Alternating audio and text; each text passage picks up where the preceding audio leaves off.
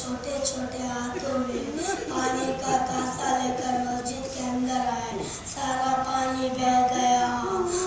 हज़रत अब्बास रोने लगे। इमाम अली माजरे को देखते रहे। अज़ादारों, इमाम अली तेजी के साथ हज़रत अब्बास के पास आए। हज़रत अब्बास को गोद में उठाकर हाथों पर प्यार कर कर कहते थे, ये वही हाथे हैं जो मेरे बेटे हुसैन की नुसरत में काटा जाएगा। अज़ादारों, जब यजीद को तख्त मिली, ये हुसैन ने बैयत नहीं किया तो बल्कि हुसैन अपना सर देने के लिए आमादा हो गए। अज़ादारों, करबला ऐसी जगह है जहाँ पर सूखी रेती, बहुत तेज धूप, गर्मी बहुत ज्यादा, ऐसी जगह पर बच्चों की अल्लाह की सलाहें अब्बास से बर्दाश्त नहीं हो सकी। खेमे में सकीना बैठी हुई थी और दूसरे बच्चे भी थे। सारे बच्चे सकीना से कहते थे, सकीना अपना अम्मू जान से कह दो सब प्यास हमें मारे डाल रही है, पानी का कुछ इंतजाम करो। अज़ादारों, सकीना ने कहा, बच्चों चलो हम अम्मू जान के पास जाएंगे और प्यास की शिकायत करेंगे। अज़ादारों, सकीना खेमे से खाली मश्क लेकर निकली। अम्मू जान अब्बास ने देखा कि सकीना आ रही है। अज़ादारों, अब्बास अपने घुटनों के ऊपर बैठ गए और सकीना ने कहा, अम्मू जान प्यास मारे डाल रही है, पानी का इंतजाम करो। अब्बास मश्क अलम को लेकर मौला हुसैन के पास गए और कहा, मौला मैदान में जाने की इजाजत दीजिए। अज़ादारों, हुसैन ने कहा, अब्बास तुम मेरे लश्कर के अलमदार हो, मैं तुम्हें जाने की इजाजत कैसे दूं। अज़ादारों, अब्बास ने कहा, मौला वो लश्कर कहाँ है जिसका अलमदार हूँ मैं। अज़ादारों, हुसैन ने जरी देर के बाद इजाजत दे दिया।